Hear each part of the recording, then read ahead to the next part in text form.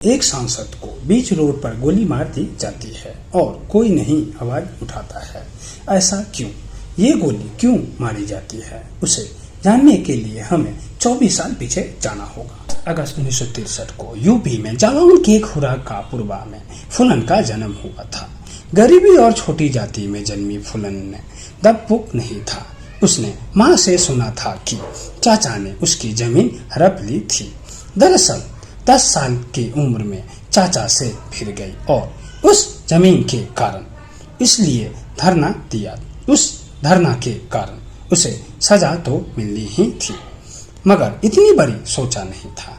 10 साल की उम्र में शादी कर दी गई, वो भी उससे 3 गुना उससे बड़े आदमी से, जो कि खुद से 30 साल बड़े आदमी के साथ शादी हुई।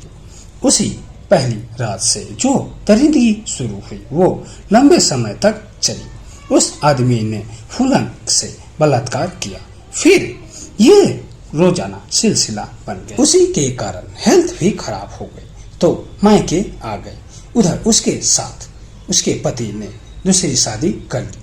फिर किस्मत ने एक और करवट ली। जैसी लौटी अपनी माँ के घर, फिर क्या था, उसकी माँ ने उसे बहुत ही खरी खोटी सुनाई। फिर गांव वालों ने बहुत ही यातना की और फिर क्या था, कुछ दिन बाद ही वे अपने माँ के घर से निकल गई और दूसरी गांव में वो रहने लगी। उसी बीच फूलन के नए दोस्त बने, उसमें से कुछ डाकू गैंग के भी शामिल। फूलन ने सोचा शायद किस्मत में यही मंजूर था। गैंग का सरदार बाबू गुज्जर मुझसे प्यार करने लगे। वहीं विक्रम मल्हान को भी फूलन से प्यार था। विक्रम और सरदार के बीच ऐसी तनी कि विक्रम ने उसी हत्या कर दी और सरदार बन गया और फूलन विक्रम के साथ रहने लगे। फूलन की मुलाकात विक्रम मल्हान से उसे तोहफे में जितने भी ज्वेलरी दी थी वो सभी कुसुम ने उसके बदन से उतार ली थी। कुसुम ने मेरे कपड़े फाड़ दिए और आदमियों के सामने नग्न छोड़ दिया। श्री राम और उसके साथी नग्न अवस्था में ही रस्सियों से बांधकर नदी के रास्ते बेहमई गांव में ले गए। श्री राम और उसके साथी ने मिलकर उसे पूरे गांव में नग्न घुमाया। ये कितने शर्म की बात है। और उसके बाद उसके साथ रेप किया। वे मुझे बालों से पकड़कर खींच रहे थे और उसके साथ ठाकुरों नग्न वस्त्र में 2 सप्ताह से अधिक समय तक रखा। फूलन एक कोठी में बंद थी। जानवरों की तरह हर रोज उसके साथ सामूहिक संबंध मतलब बलात्कार किया जाता तब तक जब तक वह बेहोश न हो जाती। ये यातना बहुत ही समय से बर्दाश्त हुई। उस समय फूलन केवल 18 साल की थी।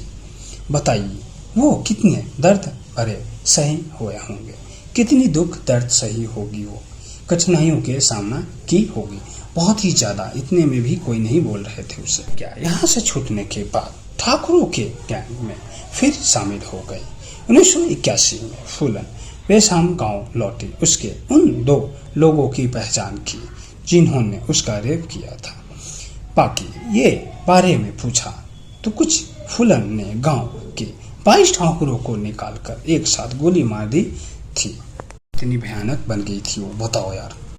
यही वो हत्याकांड था जिसने फूलन की छवि खूंखार डकैत की बना दी थी।